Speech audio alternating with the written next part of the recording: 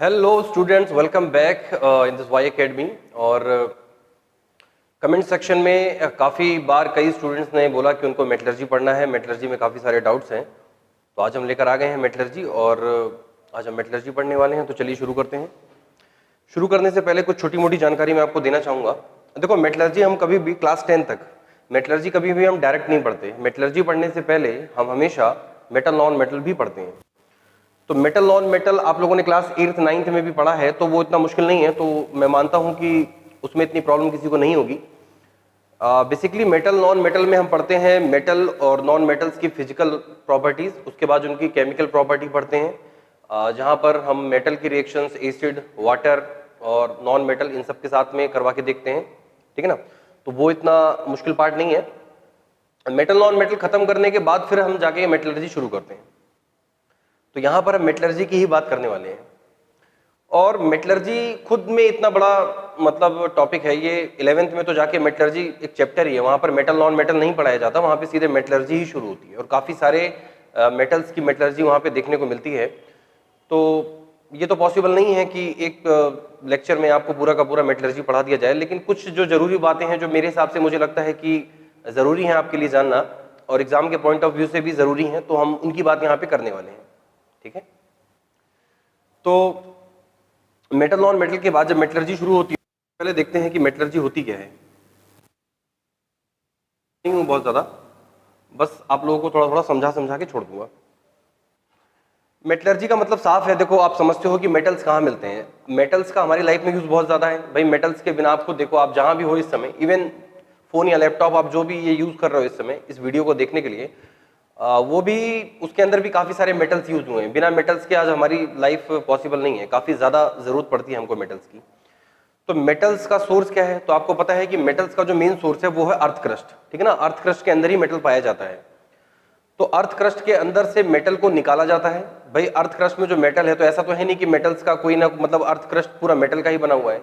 Earth crust में mainly क्या है? उसके अंदर सैंड है और उसके अंदर रॉकी पार्टिकल्स हैं, यानी कि जो पत्थर वगैरह हो, तो उन्हीं के अंदर कहीं ना कहीं मेटल्स भरा होता है। ठीक है ना? उन्हीं के अंदर मेटल होता है और उसके अंदर से मेटल हमको निकालना पड़ता है। और ये जो पूरा प्रोसेस होता है अर्थ क्रस्ट के अंदर से, मिनरल्स के अंदर से मेटल्स को निकालने के जो पूरा प्रोसेस है, उसी को बोलते हैं मेटलर्जी। तो ये क्या है? एक्सट्रैक्शन ऑफ मेटल, यानी कि मेटल्स को एक्सट्रैक्ट करने का है जो प्रोसेस, एक्सट्रैक्शन ऑफ मेटल्स, इसी प्रोसेस को बोलते हैं मेटलर्जी। तो वैसे तो डेफिनेशन इसकी लिखोगे तो काफी लंबी चौड़ी हो जाएगी। The process in which we obtain metal from minerals and ores और you can say from earth crust is called metallurgy. तो मेटलर्जी वो प्रोसेस है जिससे हम पूरे के पूरे अर्थ क्रस्ट में से मेटल्स को निकालते हैं। अभी काफी बड़ा प्रोसेस है मेटलर्जी, कोई एक छोटा मोटा प्रोसेस नहीं है, इसमें काफी अलग अलग स्टेप्स होते हैं। क्योंकि अर्थ क्रस्ट में से मेटल को निकालना कोई इतना हल्का काम नहीं है भाई, ये बहुत मतलब पेचीदा काम है। लेकिन साइंस ने इतनी तरक्की कर ली है तो अब ये इतना मुश्किल नहीं है, लेकिन किसी जमाने में बहुत ज्यादा मुश्किल हुआ करता था। तो जैसे जैसे टेक्नोलॉजी बढ़ती जा रही है, कहीं ना कहीं ये चीजें आसान होती जा रही हैं।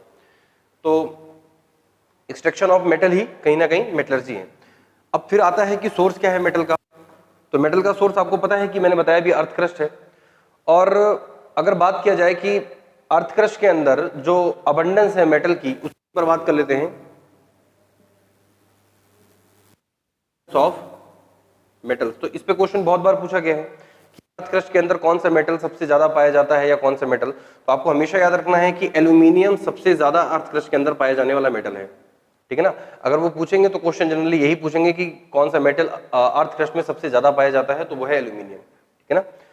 और अगर पूछा जाए कि अर्थ क्रस्ट में सबसे ज्यादा पाए जाने वाला एलिमेंट कौन सा है, अर्थ क्रस्ट की बात हो रही है, कुछ लोग तुरंत मतलब ये अबंडेंस सुनते ही उनको तुरंत नाइट्रोजन आ जाता है। नाइट्रोजन की अबंडेंस एटमॉस्फेयर में ज्यादा है, ना कि अर्थ क्रस्ट वगैरह में। ठीक है ना? तो एलिमेंट की बात किया जाए तो सबसे ज्यादा अबंडेंस एलिमेंट होता है ऑक्सीजन और उसके बाद आता है सिलिकॉन। लेकिन ऑक्सीजन और सिलिकॉन मेटल नहीं है। तो अगर मेटल की बात पूछी जाए कि सबसे ज्यादा मेटल कौन सा अबंडेंस है, तो वो एल्यूमिनियम है। और एलिमेंट पूछा जाए सबसे ज्यादा एलिमेंट कौन सा अबंडेंस है, वो ऑक्सीजन है। अब कुछ लोगों को लग रहा होगा कि ऑक्सीजन तो गैस है, वो अर्थ क्रस्ट में कहां से आ जाएगी। तो एक बात समझना कि कोई भी मेटल हो, आयरन हो, एल्यूमिनियम हो या फिर जिंक हो या कोई भी मेटल हो, वो जनरली अपने कंपाउंड के फॉर्म में होते हैं। अर्थ क्रस्ट के अंदर जो मेटल्स होते हैं वो डायरेक्ट मेटल के फॉर्म में नहीं होते। मेटल्स कोई ना कोई कंपाउंड फॉर्म करके रखते हैं, जैसे आयरन है तो वो आयरन मान लो आयरन ऑक्साइड बना के रखेगा, एल्यूमिनियम है तो वो Al2O3 इस तरह का। तो जो मैक्सिमम ओर्स के अंदर ऑक्सीजन प्रेजेंट होता है, तो इस वजह से ऑक्सीजन की अबंडेंस अर्थ क्रस्ट में सबसे ज्यादा है। लेकिन अगर मेटल की बात किया जाए तो सबसे ज्यादा कौन होता है? एल्यूमिनियम। ठीक है ना। तो ये तो बात हो गई सिर्फ अबंडेंस की, कि अबंडेंस किसकी कितनी कितनी है।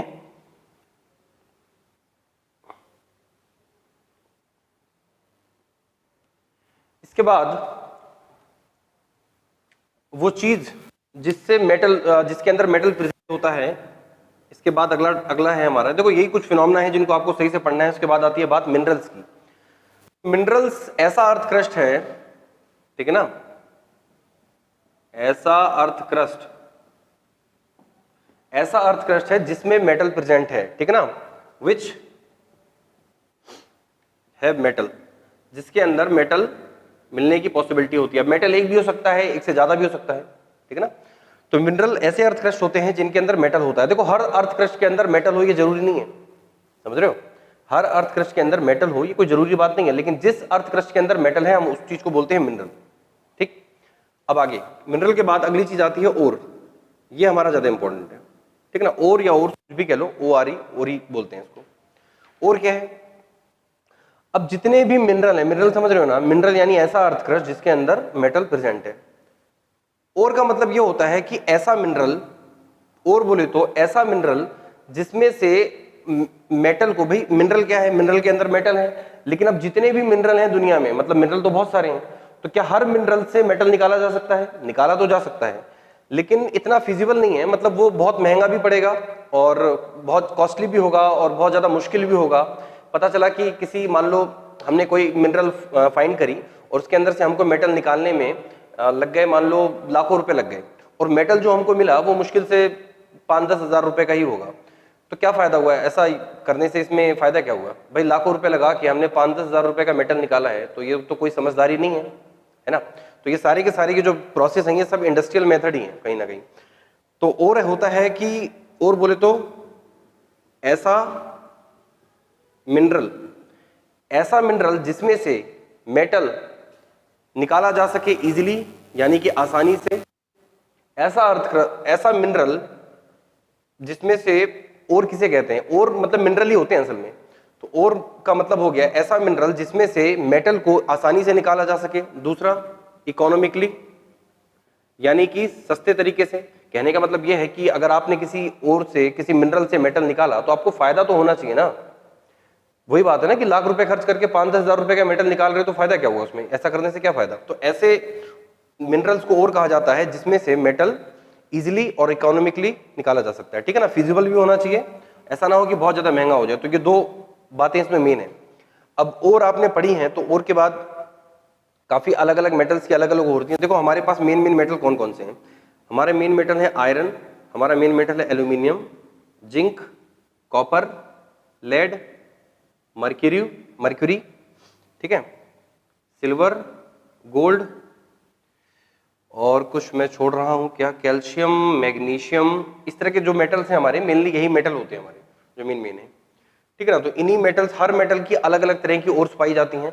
तो अब हम जो आगे बात करने वाले हैं, ना तो हम अर्थ क्रस्ट वर्ड यूज करेंगे, ना हम यूज करेंगे मिनरल। अब हम सीधे ओर की बात करेंगे। तो हर मेटल का अपना अपना ओर होता है।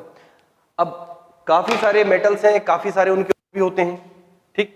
एक मेटल के एक से ज्यादा तरह के और पाए जा सकते हैं, इसकी भी पॉसिबिलिटी है। जैसे मैं बताऊं, आपके सिलेबस में जो सबसे ज्यादा इंपॉर्टेंट है वो है एल्यूमिनियम। तो एल्यूमिनियम की बात की जाए, एल्यूमिनियम, ठीक है ना। और क्लास 10 तक चाहे आईसीएसई बोर्ड हो चाहे स्टेट बोर्ड हो, किसी में भी अगर किसी मेटल की पूरी मेटलर्जी का प्रोसेस दिया हुआ है तो वो एल्यूमिनियम का ही दिया हुआ है। तो मैं इसलिए एल्यूमिनियम का ही एग्जांपल यहाँ पे ले रहा हूँ। तो एल्यूमिनियम एक मेटल है और एल्यूमिनियम की ओर्स पाई जाती हैं। एल्यूमिनियम की भी ओर्स होंगी कि नहीं होंगी? भाई मेटल्स की ओर होती हैं, तो एल्यूमिनियम की भी ओर होंगी। तो एल्यूमिनियम की ओर कौन कौन सी हो सकती हैं?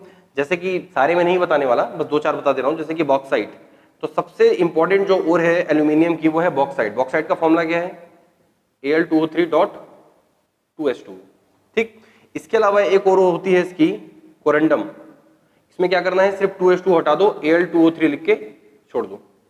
आ गई बात समझ में? और इसकी एक होती है क्रायोलाइट। क्रायोलाइट क्या होता है? Na3Al(F6), ठीक है। इसके अंदर भी देखो एल्यूमिनियम प्रेजेंट है। तो ये वो ओर्स हैं, ये सारी एल्यूमिनियम की ओर हैं। इनके अंदर क्या बोलते हैं कि एल्यूमिनियम प्रेजेंट होता है, लेकिन जो सबसे मेन जो मेजर ओर है वो है बॉक्साइट। बॉक्साइट के अंदर सबसे ज्यादा एल्यूमिनियम प्रेजेंट होता है। बॉक्साइट के अंदर लगभग 60 to 70% तक एल्यूमिनियम पाया जाता है, ठीक है ना। बॉक्साइट की ओर के अंदर 60 to 70% तक एल्यूमिनियम मेटल हमको देखने को मिलता है। तो ये हो गई ओर्स। इसी तरह से आयरन की ओर्स होंगी, कॉपर की होंगी, जिंक की होंगी। तो वो ओर में लिखवाने वाला नहीं हूँ क्योंकि उसमें बहुत समय निकल जाएगा। तो ऐसा मैं मानता हूं कि आप लोगों ने एक साल में कम से कम ओर्स वगैरह तो पढ़ी होंगी ना। तो जहां भी लिखा हुआ है आपकी बुक में, आपकी कॉपी में जहां भी लिखा है उसको पढ़ लेना वहां से।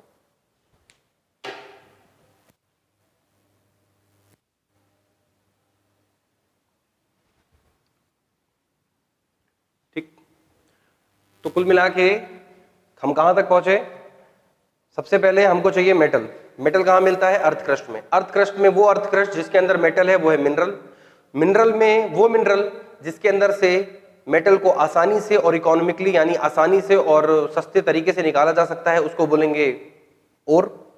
और एक बात हमेशा याद रखना, ऑल ओर्स आर मिनरल। जितने भी ओर हैं वो सारे मिनरल हैं, लेकिन सारे मिनरल कभी ओर नहीं हो सकते। आर्य बात समझे? All ores are mineral but vice versa is not true, यानी कि all mineral can not be ore. वही मिनरल ओर कहलाएंगे जिसमें से मेटल को इजीली और इकोनॉमिकली निकाला जा सकता है। ठीक, इसके बाद हमने ओर्स भी देख लिए। आगे आता है स्टेप्स ऑफ मेटलर्जी कि अब मान लो हमको मिनरल मिल गया, हमको ओर मिल गया, हमको पता लग गया कि हाँ ये ओर है, ये अर्थ क्रस्ट है, इसके अंदर मेटल है। अब उसके अंदर से मेटल निकालना भी कोई आसान काम नहीं है, बड़ा पेचीदा है वो भी। तो उसी के लिए हम फॉलो करते हैं स्टेप्स ऑफ मेटलर्जी की कितने कितने स्टेप्स हो सकते हैं। तो मैं यहाँ पर स्टेप्स के बारे में थोड़ा बहुत आपको आइडिया दे रहा हूँ। तो स्टेप्स ऑफ मेटलर्जी में क्या क्या स्टेप्स हो सकते हैं? सबसे पहला तो होता है कि मेटल को, उस अर्थ क्रस्ट को ग्राइंडिंग किया जाएगा, ठीक है ना। Grinding of ore. Grinding of ore का मतलब, कहने का मतलब ये है कि जैसे मिनरल्स जो ओर होते हैं वो बड़े बड़े पत्थरों के जैसे होंगे, क्योंकि भाई पहाड़ चट्टाने जो होती हैं और अर्थ क्रस्ट जो होते हैं उसी के अंदर मेटल है, तो वो वहां से खोद खाद के लेकर आते हैं, तो वो तो पत्थर जैसे होते हैं। उसी पत्थर के अंदर मेटल भी है। तो सबसे पहला काम ये करना पड़ेगा कि उसको वहां पे ग्राइंड करना पड़ेगा, यानी कि पीसना पड़ेगा, ठीक है ना। ग्राइंडिंग ऑफ ओर, उसको पूरे के पूरे जो पत्थर है उनको पीस के बिल्कुल पाउडर फॉर्म में बना दो। अब उस पाउडर फॉर्म में जब बनाया जाएगा उसको, तो उसके अंदर क्या क्या चीजें मिलेंगी आप यहाँ पे समझो। तो उसके अंदर एक तो होगा मेटल कंपाउंड, ठीक, मेटल कंपाउंड। मेटल कंपाउंड का मतलब यह है, मैंने जैसे अभी बताया कि कभी भी किसी अर्थ क्रस्ट के अंदर मेटल प्योर फॉर्म में नहीं रहता। जैसे मान लो अगर कोई ओर है तो उसके अंदर आयरन सिर्फ आयरन के फॉर्म में नहीं है, आयरन किसी ना किसी कंपाउंड के फॉर्म में है, क्योंकि मेटल्स रिएक्टिव हैं तो वो थोड़ा बहुत रिएक्शन वगैरह करते रहते हैं। तो आयरन या तो Fe2O3 के फॉर्म में मिलेगा, या FeS2 के फॉर्म में मिलेगा, या FeCO3 के फॉर्म में मिलेगा, इस फॉर्म में मिलेगा। जो मेटल है वो कोई ना कोई कंपाउंड फॉर्म कर ही अर्थ क्रस्ट के अंदर पड़ा हुआ है। तो एक तो होगा मेटल कंपाउंड, क्योंकि, और दूसरा होगा इसके साथ में जो दूसरी रॉकी मटेरियल, यानी कि डस्ट और सिलिका सैंड और रॉकी पार्टिकल्स, यानी कि जो पत्थर वत्थर होंगे वो थोड़ा उसके अंदर भरे होंगे, उसको बोलते हैं हम गैंग। आरी बात समझ में? उसको क्या बोलते हैं? Gang, GANGUE। ये पढ़ने लिखने में तो गंगू जैसा लिखा है, लेकिन इसको पढ़ते गैंग है, ठीक है ना। तो गैंग क्या है? वो अनवांटेड पार्टिकल जो किसी और के अंदर प्रेजेंट होते हैं along with metal compounds are called gangue. तो वो हो गया गैंग। तो पढ़ तो रखा ही होगा आप लोगों ने ये सब, बस हम थोड़ा रिवीजन ले रहे हैं। तो मेटल जो है वो मेटल कंपाउंड के फॉर्म में है, मेटल प्योर फॉर्म में नहीं रहता। तो जब ग्राइंड कर देंगे तो उसके बाद हमारे पास पीसे, यानी कि ग्राइंडिंग फॉर्म में, पीसे हुए फॉर्म में मेटल कंपाउंड भी होगा और हमारे पास गैंग भी होगा। अब ये करने के बाद अब हमारा अगला काम क्या है? हमारा इंटरेस्ट किस में है? हमारा इंटरेस्ट गैंग में है कि मेटल में है? हमारा इंटरेस्ट मेटल में है, क्योंकि हमको मेटल चाहिए। हम मेटलर्जी पढ़ रहे हैं, ना कि गैंगलर्जी, ठीक है ना। हमको गैंग नहीं चाहिए, हमको मेटल चाहिए। तो यानी कि अब हमको मेटल कंपाउंड चाहिए, तो उसके लिए हमको गैंग को हटाना पड़ेगा ना भाई। जो भी उसके अंदर मिट्टी विट्टी, जो भी पत्थर वत्थर पड़े हुए हैं जिसकी हमें जरूरत नहीं है, तो उसको हमें हटाना पड़ेगा। तो उस हटाने के लिए उस प्रोसेस को कहते हैं concentration of ore. Concentration of ore, इसका मतलब ये होता है, सीधी भाषा में समझो, साफ सफाई। साफ सफाई ऑफ ओर, ठीक है ना। ओर की साफ सफाई, यानी कि उसके अंदर जो चीजें हमारे काम की नहीं है उसको वहां से निकाल के अलग कर दो। That is called concentration of ore. अब कॉन्सेंट्रेशन ऑफ ओर भी कर लिया। अब कॉन्सेंट्रेशन ऑफ ओर करने के बाद आप खुद सोचो हमें क्या मिल गया। भाई हमारे पास पहले ओर आया, ओर को हमने पीस लिया, उसके बाद कॉन्सेंट्रेशन कर लिया तो हमारे पास गैंग अलग हो गया, यानी कि जो गंदगी वंदगी थी वो सब अलग हो गई। अब हमारे पास फाइनली बचा है मेटल का कंपाउंड। तो फाइनली हमारे पास अब जो बचा है वो है हमारा मेटल का कंपाउंड, जिसके हमें अब आगे का काम हम इसमें करने वाले हैं। अब मेटल कंपाउंड जैसे कि मान लो हमारे पास है FeS2, जैसे कि हमारे पास है ZnCO3, और जैसे कि मान लो हमारे पास है Cu2S, ठीक है ना, जैसे कि हमारे पास है AgCl। इस तरह के मान लो इन सब की हमने ओर ली थी, इसके अंदर से हमने गैंग को अलग कर दिया, ठीक है ना। और एक बात और, कॉन्सेंट्रेशन भी बहुत इंपॉर्टेंट है। कॉन्सेंट्रेशन में भी बहुत सारे चीजें होती हैं, अलग अलग तरह के कॉन्सेंट्रेशन पाए जाते हैं। जैसे कि पहला कॉन्सेंट्रेशन होता है ग्रेविटी बेस्ड, ठीक है ना, जहां पर चीजों को डेंसिटी के बेसिस पे अलग किया जाता है। तो ग्रेविटी बेस्ड कॉन्सेंट्रेशन में दो कॉन्सेंट्रेशन हमारे मेन है, एक हमारा हाइड्रोलिक वॉशिंग और एक होता है हमारा विल्फी टेबल मेथड, ठीक। इसके बाद एक होता है हमारा ग्रेविटी सेपरेशन, क्या बोलते हैं उसको, फ्रोथ फ्लोटेशन, ठीक है ना। तो मैं शॉर्ट में लिख दे रहा हूं फ्रोथ फ्लोटेशन। तो याद रखना फ्रोथ फ्लोटेशन यूज किया जाता है जनरली सल्फाइड ओर के लिए। किसके लिए? Sulphide ore. ये क्वेश्चन काफी बार पूछा गया इसलिए बता रहा हूं कि froth flotation method generally use किया जाता है सल्फाइड ओर के लिए। और सल्फाइड ओर में जैसे कि कौन कौन से सल्फाइड ओर हैं, जैसे ये आयरन सल्फाइड, कॉपर सल्फाइड, इस तरह की जो सल्फाइड ओर होती है इनका कॉन्सेंट्रेशन फ्रोथ फ्लोटेशन मेथड से ही किया जाता है। इसके अलावा एक होता है हमारा मैग्नेटिक सेपरेशन, जहां पर हम चीजों को मैग्नेटिक तरीके से अलग करते हैं। ये यूज किया जाता है जनरली टिन और आयरन की ओर्स के लिए, ठीक है ना। इसमें क्या है कि ओर और गैंग में से किसी एक में मैग्नेटिक प्रॉपर्टी पाई जानी चाहिए, दोनों में से किसी एक में, दोनों में नहीं। अगर दोनों में होगा तो काम नहीं चलेगा, या तो गैंग में हो या फिर ओर में हो, दोनों में से किसी एक में ये प्रॉपर्टी पाई जानी चाहिए। कौन सी वाली? Magnetic property. तो दूसरा ये हो गया हमारा कॉन्सेंट्रेशन ऑफ ओर। तो कहीं ना कहीं कॉन्सेंट्रेशन का मतलब ये हो गया कि ओर की थोड़ी साफ सफाई कर दी, पीसे हुए ओर की, उसके अंदर से जो भी गैंग पार्टिकल्स थे वो अलग कर दिए, बस। और लास्ट हमारा जो सबसे इंपॉर्टेंट है इसके अंदर याद रखना, जो कॉन्सेंट्रेशन का जो हमारा एक बहुत ही इंपॉर्टेंट मेथड है, दैट इज कॉल्ड लीचिंग, ठीक है ना। तो लीचिंग को मैं थोड़ा अलग से समझाना चाहूंगा।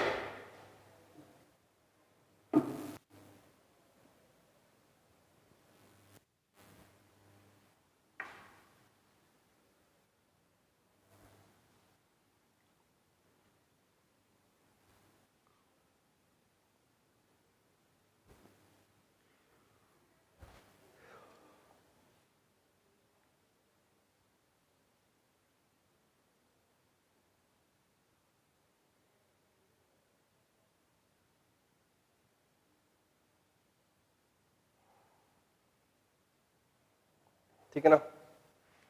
कॉन्सेंट्रेशन में जो एक सबसे इंपॉर्टेंट प्रोसेस है वो है हमारा लीचिंग। पता है क्यों? देखो, कॉन्सेंट्रेशन के मैंने अभी 3-4 प्रोसेस बताए। एक बताया था कि ग्रेविटी सेपरेशन, यानी कि चीजों को डेंसिटी के बेसिस पे अलग किया जाता है। भाई हम कॉन्सेंट्रेशन क्यों कर रहे हैं? हम चाहते क्या है? हम चाहते हैं कि गैंग अलग हो जाए और मेटल अलग हो जाए, ठीक, ताकि मेटल कंपाउंड में से बाद में हम मेटल निकाल सकें। तो एक तो हमारा मेथड हो गया जो डेंसिटी के ऊपर बेस्ड है, तो उसमें हाइड्रोलिक वॉशिंग, और दूसरा होता है विल्फी टेबल मेथड। इसके बाद मैग्नेटिक सेपरेशन जो मैग्नेटिक प्रॉपर्टी के ऊपर बेस्ड है। इसके बाद फ्रोथ फ्लोटेशन जो कहीं ना कहीं उसके वेटनेस के ऊपर बेस्ड है, तो ये सब पढ़ा होगा आप लोगों ने। और चौथी प्रॉपर्टी है लीचिंग। देखो, बाकी के जो तीनों मेथड हैं इसके अलावा वो सारे फिजिकल प्रॉपर्टी के ऊपर है। मेथड है ये किसी भी चीज के केमिकल प्रोसेस है एक तरह का, ठीक है ना। तो ये क्वेश्चन भी बहुत बार आया हुआ है कि which of the following method is a chemical process, ठीक है ना, ऑफ कॉन्सेंट्रेशन। कि मेटल के कॉन्सेंट्रेशन के लिए मेटलर्जी प्रोसेस में जब कॉन्सेंट्रेशन किया जाता है तो कौन सा प्रोसेस ऐसा है जो केमिकल मेथड बेस्ड है? तो वो होता है लीचिंग। लीचिंग में क्या होता है? इसके अंदर एक होता है लीचिंग एजेंट। लीचिंग एजेंट में क्या करते हैं, जो हमारे पास ओर है, यानी कि जो हमने पीसीओ एंड किया है, उसको किसी ना किसी सोल्यूशन में डिसॉल्व कर देते हैं। डिसॉल्व करने के बाद पीसे हुए ओर के अंदर क्या है? एक तो मेटल कंपाउंड है और एक है गैंग। तो उन दोनों में से एक चीज हो जाएगी डिसॉल्व, दोनों में से कोई एक चीज डिसॉल्व हो जाएगी, और उसके बाद में उसको आगे का प्रोसेस करके हम उन दोनों को अलग कर देते हैं, ठीक है ना। तो वो एक लंबा प्रोसेस है, उसको यहाँ पर अभी हम बताने वाले नहीं है। तो लीचिंग एजेंट, यानी कि वो लीचिंग एजेंट क्या होता है? यानी कि लीचिंग एजेंट वो सोल्यूशन है जिसके अंदर उसको डिसॉल्व किया जाएगा। किसको? उस ओर को। ओके, आगे फिर इसमें क्या होता है कि हाँ, ये याद रखना थोड़ा सा लीचिंग जो प्रोसेस होता है वो यूज किया जाता है एल्यूमिनियम के लिए, गोल्ड के लिए और सिल्वर के लिए। ये इंपॉर्टेंट बात है, याद रखना। ये क्वेश्चन एनटीएससी में भी पूछा गया है कि गोल्ड के कॉन्सेंट्रेशन के लिए कौन सा प्रोसेस यूज करते हैं, तो याद रखना एल्यूमिनियम, गोल्ड और सिल्वर, इन तीन के लिए लीचिंग मेथड ही यूज किया जाता है कॉन्सेंट्रेशन के लिए। आ गई बात समझ में? ओके। फिर एक बात समझो, एक बात और याद रखना, क्योंकि आजकल जो क्वेश्चन आ रहे हैं वो थोड़े से भारी भरकम भी मतलब ऊपर के पूछ ले रहे हैं वो लोग। तो एल्यूमिनियम की मेटलर्जी के लिए जो आप लीचिंग एजेंट यूज करोगे, एल्यूमिनियम की मेटलर्जी के लिए वो जो लीचिंग एजेंट आप लोगे, लीचिंग एजेंट मतलब वो सोल्यूशन जिसके अंदर हमको ओर को डिसॉल्व करना है, तो वो लोगे आप या तो सोडियम हाइड्रोक्साइड या फिर सोडियम कार्बोनेट। ठीक है ना, ये दो तरह के सोल्यूशन हम यूज कर सकते हैं उसके लिए। ठीक है ना, सोडियम हाइड्रोक्साइड या फिर सोडियम कार्बोनेट लीचिंग एजेंट का काम करते हैं, स्पेशली सोडियम हाइड्रोक्साइड ही बोलते हैं उसको। ठीक है, और ये होता है हॉल हेराल्ट मेथड। ठीक है ना, हॉल हेराल्ट मेथड कहते हैं जिससे हम एल्यूमिनियम की मेटलर्जी कराया करते हैं। और गोल्ड और सिल्वर के लिए स्पेशली हम यूज करते हैं, गोल्ड और सिल्वर के लिए जो हम यूज करते हैं वो हमारा होता है, इसके लिए जो हम लीचिंग एजेंट यूज करते हैं वो या तो सोडियम साइनाइड होता है या पोटेशियम साइनाइड होता है। आगे बात समझे, क्योंकि वैसे तो आपके सिलेबस में ये वाला है केवल एल्यूमिनियम का, ये तो नहीं है, लेकिन फिर भी थोड़ा ध्यान रखना कि सोडियम साइनाइड या पोटेशियम साइनाइड यूज किया जाता है as a leaching agent.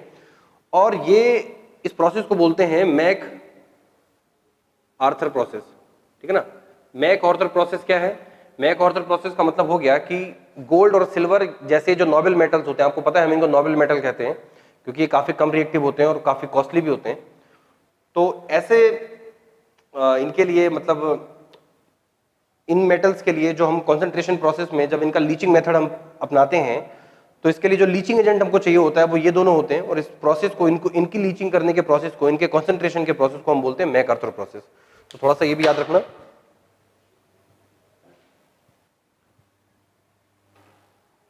Okay, तो यहां तक बात हो गई हमारी लीचिंग की। तो कंसंट्रेशन की बात इतनी ही थी। आगे आपको पता है कि इसके बाद हमारा नेक्स्ट स्टेप क्या होता है। अब हमको मेटल कंपाउंड मिल गया। अब मान लो मेटल कंपाउंड में हमको क्या मिला, हमको मिल गया मान लो आयरन सल्फाइड, हमको मिल गया मान लो जिंक सल्फाइड, हमको मिल गया मान लो जिंक कार्बोनेट। इस तरह के मेटल कंपाउंड मिल गया। और इसके अंदर जो भी था जो भी इसके अंदर गैंग था, यानी कि जो डस्टी पार्टिकल वगैरह थे, वो हमने अलग कर दिए। नेक्स्ट काम होता है यहां पर, अब ओर को उसके ऑक्साइड में चेंज करना है। अगला काम है conversion of metal compound into its oxide.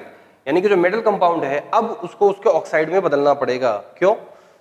क्योंकि किसी भी मेटल को, जैसे ये सल्फाइड के फॉर्म में, ये सल्फाइड के फॉर्म में, ये कार्बोनेट के फॉर्म में है, ये भी सल्फाइड के फॉर्म में है, किसी भी मेटल को सल्फाइड या कार्बोनेट या किसी भी क्लोराइड या फिर किसी भी फॉर्म में से मेटल को आजाद कराना। आप खुद समझो यहां पर हमारा काम बचा क्या है भाई। यहां पर आयरन सल्फाइड है, अगर हम सल्फर को अलग कर दें तो हमारा आयरन फ्री हो जाएगा। यहां पर अगर हम सल्फर को अलग कर दें हमारा जिंक फ्री हो जाएगा। हम कार्बोनेट हटा दो हमारा जिंक फ्री हो जाएगा। यही तो बचा है ना, बाकी काम तो हम कर चुके हैं। लेकिन ये इतना आसान नहीं होता, इसमें बड़ी झंझट है। तो करना क्या है कि इन ओर्स को अब इनके ऑक्साइड में चेंज करना है। अगर एक बार ये अपने ऑक्साइड में चेंज हो गए तो आगे का काम आसान है। तो अगला प्रोसेस है conversion of metal compound into its oxide. और इस बार जो क्वेश्चन अभी आया था यहाँ पर, अभी एग्जाम जो हुआ था, जो नहीं हो सका, उसमें जो क्वेश्चन आया था वो इसी चीज के ऊपर आया था। तो अब हम आगे इसी चीज के बारे में बात करने वाले हैं, conversion of metal compound into its oxide.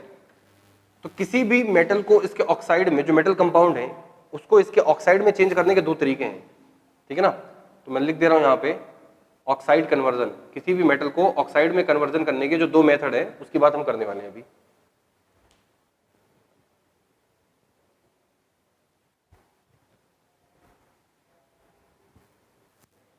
ठीक है, क्या हो सकते हैं? देखो, इसके दो मेथड हो सकते हैं स्पेशली। एक होता है हमारा रोस्टिंग, आपको पता है रोस्टिंग के ऊपर ही क्वेश्चन आया था इस बार। और दूसरा प्रोसेस है हमारा कैल्सिनेशन। आगे बात समझे, रोस्टिंग और कैल्सिनेशन। रोस्टिंग यूज किया जाता है सल्फाइड ओर के लिए, सल्फाइड ओर्स। ठीक है ना, रोस्टिंग यूज किया जाता है सल्फाइड ओर के लिए। जैसे कि जिंक सल्फाइड और लेड सल्फाइड, मर्क्यूरी सल्फाइड, जैसे मतलब इनके नाम तो अलग अलग होते हैं, लेकिन जिस भी मेटल कंपाउंड में सल्फर प्रेजेंट है वो सल्फाइड के फॉर्म में है, उसके लिए हम रोस्टिंग प्रोसेस यूज करते हैं।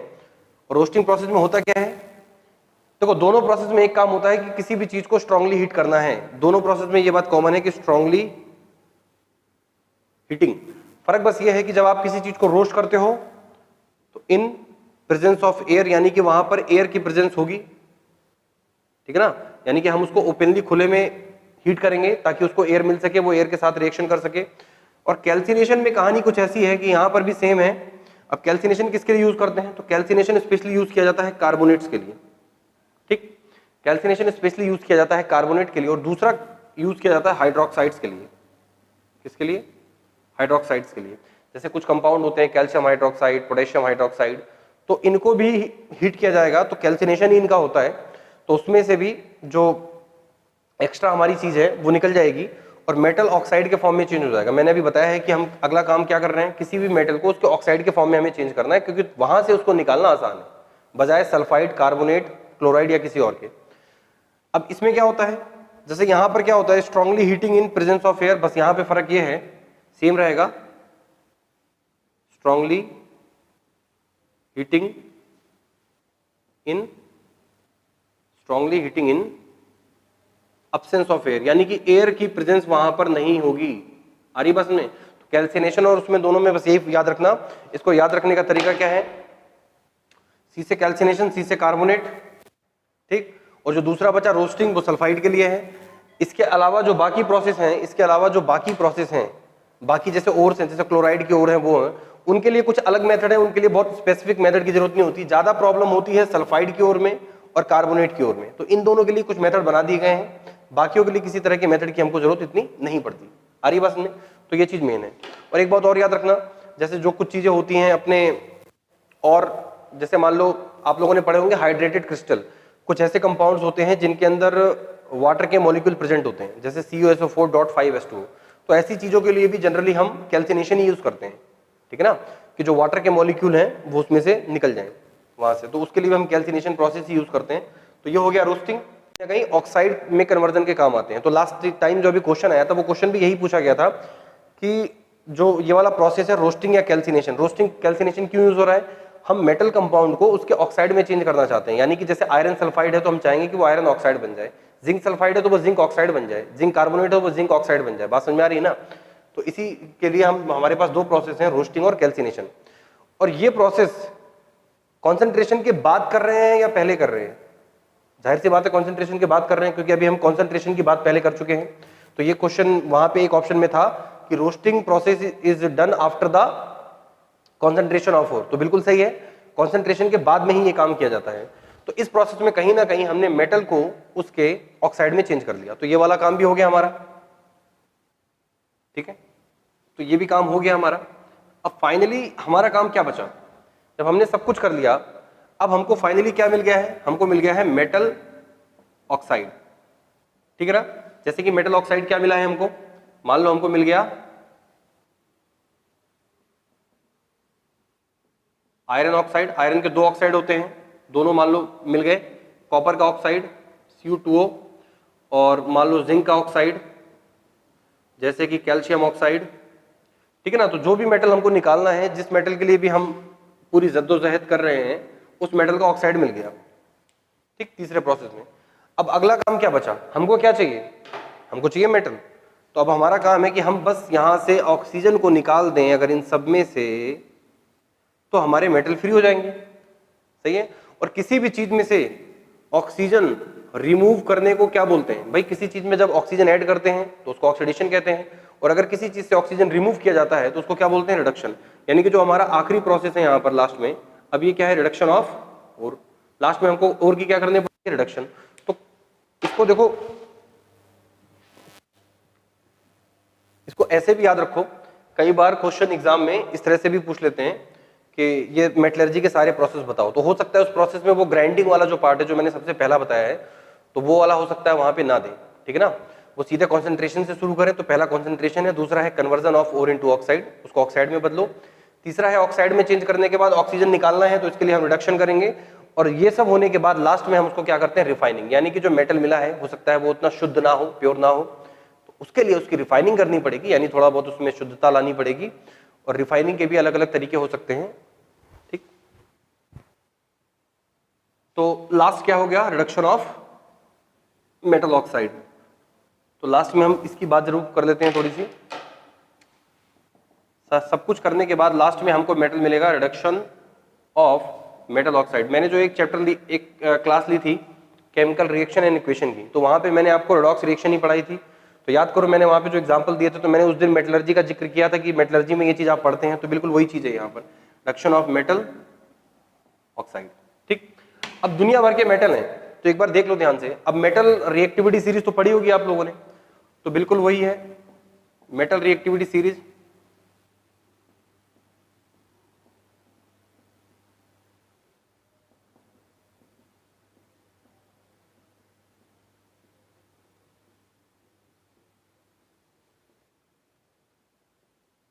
ठीक है ना, ये हो गई हमारी मेटल रिएक्टिविटी सीरीज। अब किसी भी मेटल को उसके ऑक्साइड से जो अलग करने का जो तरीका है, तो वो अलग अलग हो सकता है, क्योंकि हर मेटल ऑक्सीजन के साथ एक जैसा बॉन्ड नहीं बनाता। भाई किसी का बॉन्ड बहुत स्ट्रांग होगा तो उसमें से ऑक्सीजन निकालना मुश्किल होगा, किसी का बॉन्ड थोड़ा वीक होगा तो उसमें से ऑक्सीजन निकालना आसान होगा, ठीक है ना। तो जो ऊपर के ये जो इतने मेटल हैं, ये मोस्ट रिएक्टिव मेटल हैं, ठीक है ना, मोस्ट रिएक्टिव, ये मोस्ट रिएक्टिव मेटल हैं। तो मोस्ट रिएक्टिव मेटल हो गए, और ये जो यहां से लेकर यहां तक के मेटल हैं, ये मॉडरेट रिएक्टिव हैं, यानी कि इनको बहुत ज्यादा रिएक्टिव भी नहीं माना जाएगा, बहुत कम भी नहीं माना जाएगा। और कॉपर, हाइड्रोजन, हाइड्रोजन तो मेटल नहीं है, हाइड्रोजन तो कोई मेटल नहीं है, लेकिन उसको रिएक्टिविटी सीरीज में बस रख रखा है क्योंकि ये भी कैटायन फॉर्म करता है। और ये जो नीचे के मेटल हैं, ये लीस्ट रिएक्टिव है। ये क्या है, लीस्ट रिएक्टिव। लास्ट टाइम जो क्वेश्चन आया था अभी एग्जाम में मेटलर्जी के ऊपर से, एक क्वेश्चन ये भी आया था कि उसमें जो प्रोसेस दिया था, पूछा था ये इनमें से क्या नहीं हो सकता, तो उसमें ऑप्शन में दिया हुआ था जिंक, कॉपर और मर्क्यूरी, ठीक। अब इसका जवाब आपको यहां पे मिलने वाला है कि ये कैसे ये क्वेश्चन बना था। तो देखो समझो,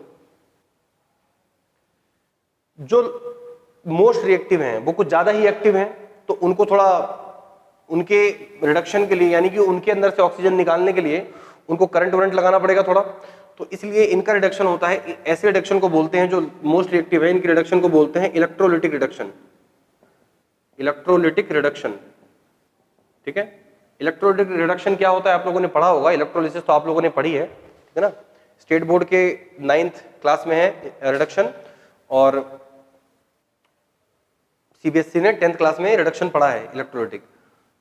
इनके रिडक्शन के लिए क्या होता है कि ये जो मॉडरेट रिएक्टिव मेटल होते हैं, इनका रिडक्शन के लिए हमको कोई रिड्यूसिंग एजेंट लेना पड़ता है, रिड्यूसिंग एजेंट के साथ में इसका रिडक्शन कराया जाता है। जैसे कि रिड्यूसिंग एजेंट क्या हो सकता है, कौन से, जिंक, आयरन, लेड और समटाइम कॉपर। समटाइम कॉपर में भी कभी कभी हमको रिड्यूसिंग एजेंट की जरूरत पड़ जाती है, ठीक है ना। कॉपर एक ऐसा एलिमेंट है जो लीस्ट में भी आएगा और मॉडरेट में भी आएगा, तो कॉपर दोनों साइड चलता है, कभी कभी लीस्ट की तरह भी बिहेवियर शो करता है और कभी कभी मॉडरेट रिएक्टिव भी हो जाता है। तो रिड्यूसिंग एजेंट हो सकता है हमारा कार्बन, यानी कि कोक के फॉर्म में कार्बन मोनोऑक्साइड, या फिर हाइड्रोजन, ठीक है ना, और या ठीक, और या फिर एल्यूमिनियम। कभी कभी क्या होता है कि कुछ मेटल्स का इनका रिडक्शन कुछ ज्यादा रिएक्टिव मेटल के साथ में भी करवाया जा सकता है। भाई जैसे मान लो जिंक ऑक्साइड है, अब जिंक ऑक्साइड है, जिंक के पास ऑक्सीजन है, हम चाहते हैं कि ऑक्सीजन यहां से निकल जाए, तो जिंक से ज्यादा रिएक्टिव मेटल ले लो, जैसे कि मान लो ले लो मैग्नीशियम, अब इसके साथ में इसको हीट कर दो तो ऑक्सीजन इसके साथ में निकल जाएगा और जिंक को अलग कर देगा, जिंक प्लस MgO। आ रही बात समझे, तो इस तरह की चीजें भी देखने को मिलती हैं मेटलर्जी में। इसके बाद नेक्स्ट है हमारा, तो ये तो हो गया मॉडरेट रिएक्टिव का। तो ये मॉडरेट रिएक्टिव याद रखना, ये जो बीच के मेटल हैं इन सबके रिडक्शन के लिए, इनसे ऑक्सीजन अलग करने के लिए हमको कोई ना कोई रिड्यूसिंग एजेंट चाहिए होगा। तो वहां पर जो हमने एग्जांपल लिए थे वो हमने इस तरह के एग्जांपल लिए थे, आपको याद है ना। जैसे मान लो हमारे पास है जिंक ऑक्साइड, तो जिंक ऑक्साइड के साथ में ले लो कार्बन, क्या बनेगा, जिंक अलग हो जाएगा और कार्बन मोनोऑक्साइड यहाँ से निकल जाएगा, या तो कार्बन मोनोऑक्साइड या डाइऑक्साइड, दोनों में से कुछ भी बन सकता है, फर्क नहीं पड़ता। अगर मान लो हमारे पास है FeO और हमने ले लिया कार्बन मोनोऑक्साइड ले लिया, तो क्या बचेगा, आयरन अलग हो जाएगा प्लस CO2 बन जाएगा। इसी तरह से मान लो हमारे पास कॉपर का एग्जांपल हमने वहां पे भी लिया था, हमारे पास है CO2O और इसके साथ में मान लो हमने हाइड्रोजन की रिएक्शन करवा दी, स्ट्रांगली हीट किया इसको, कॉपर अलग हो जाएगा और हाइड्रोजन ऑक्सीजन के साथ में वाटर बना लेगा। तो इस तरह की पॉसिबिलिटीज भी है, ये सब चीजें भी होती हैं। और लास्ट में जो लीस्ट रिएक्टिव मेटल हैं, जो सबसे कम रिएक्टिव मेटल हैं, इनके लिए कुछ अलग से तामझाम करने की जरूरत नहीं है, ना तो इनको करंट लगाना है, ना इनके लिए किसी रिड्यूसिंग एजेंट की जरूरत है। इनको बस आप स्ट्रांगली हीट कर दो, ये बहुत शरीफ होते हैं, इनको बस स्ट्रांगली हीट कर दो, ये अपने आप ही रिडक्शन हो जाएगा, यानी कि इनका जो ऑक्सीजन है वो अपने आप ही इनसे अलग हो जाएगा। इसी चीज को बोलते हैं सेल्फ रिडक्शन। इनका सेल्फ रिडक्शन हो जाएगा। सेल्फ रिडक्शन मतलब अपने आप ही ऑक्सीजन छोड़ देंगे। तो एक जो क्वेश्चन आया था जिसमें XS दिया हुआ था, XS प्लस ऐसे करके प्लस O2 ऐसे करके लिखा हुआ था, तो यहां पे लिखा हुआ था XO प्लस SO2, उसके बाद को फिर से SO2 के साथ ऐसे करके कुछ करवाया था, और बाद में फाइनली X अलग हो गया था और बाद में SO2 अलग हो गया था ना। तो ये वाला जो क्वेश्चन पूछा, तो पूछा गया था कि X इनमें से क्या नहीं हो सकता। तो ऑप्शन में था कॉपर, ऑप्शन में था मर्क्यूरी और ऑप्शन में था जिंक। तो आप खुद समझो भाई, इस एलिमेंट का जो रिडक्शन कराया गया है इसके लिए कोई भी रिड्यूसिंग एजेंट नहीं लिया गया, ना तो कार्बन, ना कार्बन मोनोऑक्साइड, ना हाइड्रोजन लिए। तो ऐसा कहां पॉसिबल है? कौन से ऐसे मेटल हैं जिनका रिडक्शन अपने आप ही हो जाता है? तो ऐसे कौन है? कॉपर है, मर्क्यूरी है, सिल्वर है, गोल्ड है। इनके लिए आपको अलग से किसी रिड्यूसिंग एजेंट की जरूरत नहीं पड़ेगी, इनका रिडक्शन अपने आप ही हो जाएगा। आगे बात में, तो इस तरह से रिडक्शन कर लेंगे तो इतने समय में लगभग इतनी ही बातें की जा सकती हैं। और रिडक्शन होने के बाद अलग अलग तरीके हैं। एल्यूमिनियम के लिए इलेक्ट्रोलिटिक रिडक्शन, जो कि आपके बुक में दिया हुआ है, ओके। और हाँ, एक बात और याद रखना, एक टर्म बड़ी इंपॉर्टेंट है, इसको थोड़ा, इसमें देखो इसमें टर्म्स ही हैं जो काफी चीजें इंपॉर्टेंट होती हैं। जिन मेटल का रिडक्शन सेल्फ हो जाता है उसमें तो कोई प्रॉब्लम नहीं है, वो तो अपने आप कर ले रहे हैं। जिन मेटल्स के, जैसे जिंक के लिए, आयरन के लिए, लेड के लिए हमको चाहिए होते हैं रिड्यूसिंग एजेंट। रिड्यूसिंग एजेंट जैसे कि कार्बन, कार्बन मोनोऑक्साइड और हाइड्रोजन, या फिर कोई रिएक्टिव मेटल जैसे कि एल्यूमिनियम ले सकते हैं, और मैग्नीशियम ले सकते हैं, सोडियम ले सकते हैं। इनसे भी इनका रिडक्शन पॉसिबल है। तो इस प्रोसेस को बोलते हैं स्मेल्टिंग, ये याद रखना, ठीक है ना। मॉडरेट रिएक्टिव मेटल का रिडक्शन किसी रिड्यूसिंग एजेंट की हेल्प से करवाना, इसी चीज को बोलते हैं स्मेल्टिंग। तो यहां पर कुछ टर्म्स हैं वो काफी इंपॉर्टेंट हैं इस मेटलर्जी चैप्टर में। जैसे कि मैंने बताया, मेटल तो पता ही आपको क्या होते हैं, मिनरल क्या होते हैं बताया, ओर्स क्या होते हैं पता लगा आपको, गैंग क्या होता है ये भी बात करी हम लोगों ने। इसके अलावा स्मेल्टिंग क्या होती है, रोस्टिंग क्या होती है, कैल्सिनेशन क्या होता है, ठीक है ना। एक टर्म और होती है फ्लक्स। फ्लक्स क्या होता है? फ्लक्स का यूज किया जाएगा कब? जब हम ऑक्साइड में चेंज कर लेंगे, यानी कि रोस्टिंग और कैल्सिनेशन के बाद अगर उसके अंदर कुछ इंप्योरिटी रह गई है, वैसे कॉन्सेंट्रेशन मेथड से हमने उसकी इंप्योरिटी दूर करने की कोशिश की थी, लेकिन फिर भी अगर कुछ इंप्योरिटी रह गई है तो हमको इसके अंदर कुछ ऐसा कुछ केमिकल उसके अंदर मिला, मतलब कुछ केमिकल ऐड करना पड़ेगा जो उसकी इंप्योरिटी के साथ में रिएक्शन कर जाए और उसकी इंप्योरिटी को से मिलकर एक नया कंपाउंड फॉर्म कर ले, और वो नया जो कंपाउंड फॉर्म होगा उसको बोलेंगे स्लैग। आरी बस में उसको क्या बोलेंगे? स्लैग। फ्लक्स मतलब रोस्टिंग या कैल्सिनेशन के बाद भी जो इंप्योरिटी बची थी मेटल के अंदर, उसको वहां से निकालने के लिए हमने जो उसके अंदर एक केमिकल मिक्स किया उसको बोलेंगे फ्लक्स। वो उसके साथ में रिएक्शन करेगा और रिएक्शन करने के बाद बनाएगा स्लैग, ठीक है ना। तो बस यही है, कुछ टर्मिनोलॉजी है इस चैप्टर में जो आप लोगों को समझ में आनी चाहिए अच्छे से, ठीक है ना। और बाकी ये चैप्टर बहुत बड़ा है, इसमें बहुत पढ़ने के लिए, और उसके बाद में एलॉय वलॉय बहुत सारी चीजें होती हैं, तो सब कुछ तो नहीं पॉसिबल है करना, लेकिन जो एक ब्रीफ इंट्रोडक्शन था, जो ब्रीफ समझाना जो पॉसिबिलिटी मुझे लगी उतनी मैंने कर दी है। और काफ़ी कुछ है इसके अंदर पढ़ने के लिए, क्योंकि एल्यूमिनियम की मेटलर्जी अलग है, आयरन की अलग है, कॉपर की अलग है, काफ़ी सारी चीज़ें इसमें पढ़ने लायक होती हैं, वो आप 11th में पढ़ेंगे। तो फिलहाल जितनी बातें बताई हैं उसको ध्यान रखो, और जो बुक्स हैं आपके पास, जो भी नोट्स वगैरह हैं उससे पढ़ो, ठीक है ना। इसी के साथ लेक्चर समाप्त होता है। All the best for your exam, अच्छा करिए, सिलेक्ट होइए, धन्यवाद।